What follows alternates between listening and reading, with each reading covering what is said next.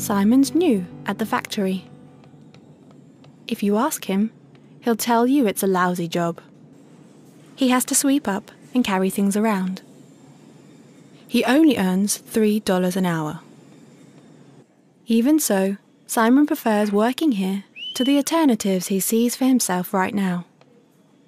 Although his wage is low, Simon appreciates the independence it gives him. Next week, he'll learn how to use a forming machine. That will make things more interesting. That's Edgar, the owner of the factory. The only thing he really cares about is making profit. Edgar would prefer to pay his workers a tiny fraction of their current wages to keep more money for himself, but he knows that wouldn't work. Edgar is in competition with many other business owners. They all need a steady supply of human labour. When deciding whether or not to trade with an employer, workers consider wages, but also working conditions and other benefits. If Edgar's offers aren't attractive enough, workers won't sell him the labour he needs to run his factory. So reluctantly, Edgar ends up paying market prices for the labour he buys. In another part of town, there's a celebration. This group of concerned citizens just got a minimum wage law passed. They were appalled that miserly employers like Edgar could get away with paying so little to workers like Simon.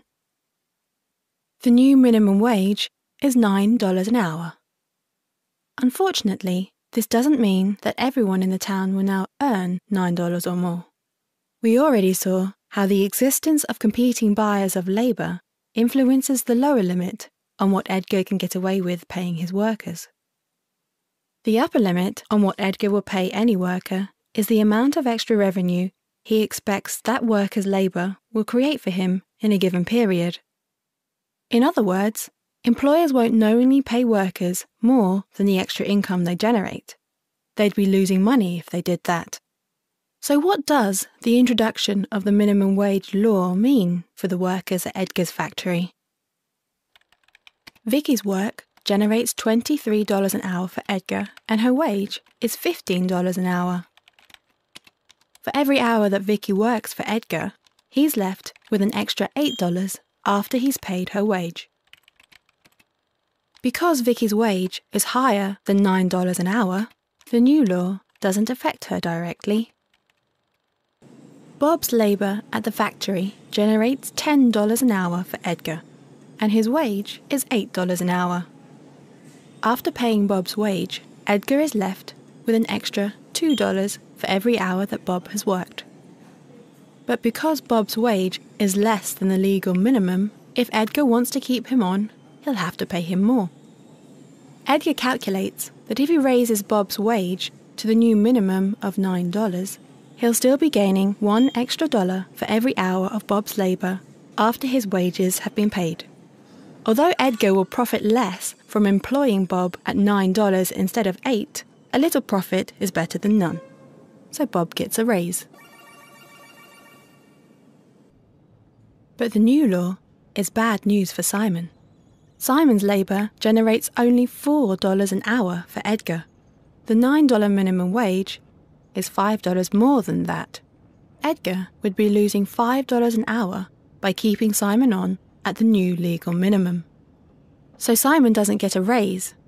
Instead, he loses his job. Edgar is irritated. The minimum wage means that if he wants to stay in business, he has to either invest in machines to do the work that unskilled labourers like Simon were doing, or he has to move production to another country where minimum wage laws aren't a problem.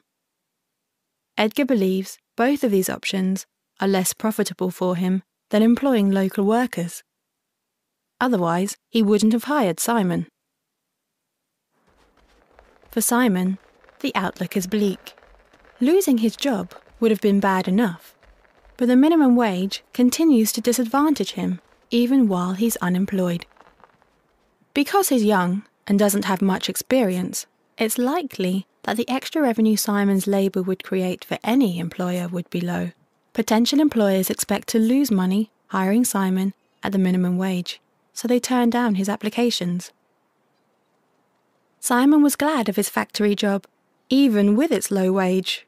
He hoped to build up experience, which would raise his productivity and give him a chance to move to better paid and more satisfying work.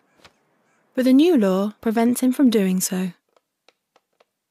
This is why the minimum wage has been described as removing the bottom rungs from the economic ladder.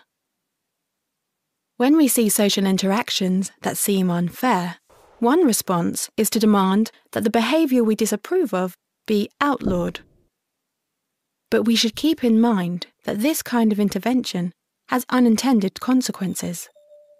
Some people suspect that prohibiting voluntary exchange often does more harm than good.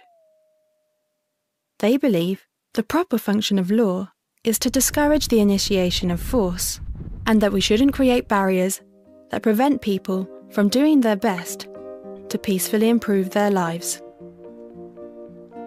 Do a web search for some of these terms if you're interested in learning more.